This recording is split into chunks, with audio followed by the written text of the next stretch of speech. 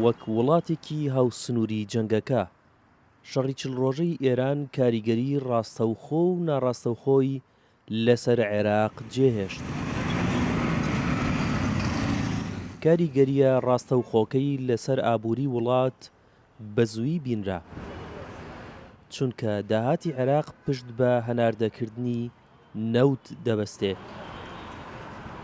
ئێستا بڕۆ بازاڕی بکە، ئەوەی بە 5,000 بوو بووە بە 10,000، ئەوەی بە 10,000 بوو بووە بە 20,000. وای لێ هاتووە خەڵک دەترسێ، شت ناکڕن، پارەکانیان هەڵدەگرن، موچە دوا دەکەوێت. وەک بڵێ ئەوە تەنها جەنگی ئەمریکا و ئیسرائیل و ئێران نییە، ئەو جەنگە گواستراوەتەوە لای ئێمەش. هەر لە سەرەتاوە هەستمان پێکرد. بۆچی؟ چونکە دۆلار بەرز بوویە و نەوت و غاز و کارەبا نەما. ڕاگررتنی هەناردەی نەوت لە ڕێگەی گەروی هورمزەوە ئەوەندەی دیکە دۆخی عێراقی شڵەژاند. مەترسیەکە لەوەدایە ساڵانە ئەم وڵاتە گیرۆدەیە بەدەست کورتهێنانی بووجەوە. ئێستا هەموو هەوڵەکانی حکوومەت بۆ ئەوەیە لە مانگەکانی داهاتوو موچەی فەرمانبەران دابین بکات و بەزووی دەست بە هەناردەکردنەوەی نەوت بکرێت لە ڕێگەی گەروی هورمزەوە.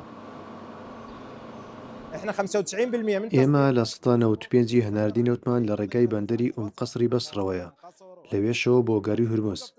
بەڵام کاتێک هەناردەکردنی نەوت ڕاگیرە کاریگەری زۆر لەسەر بووجە دروست کرد.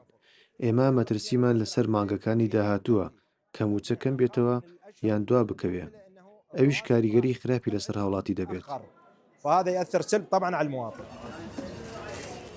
جگە لە کەرتی نەوت ئەوەی لەم جەنگەدا زیانی بەرکەوت کەرتی گەشتیاری و وەبەرهێنان بوو، جیا لە لاوازبوونی ئاڵوگۆڕی بازرگانی لەگەڵ ئێران، چونکە لە 18% هاوردەکردنی عێراق لە ئێرانەوەیە.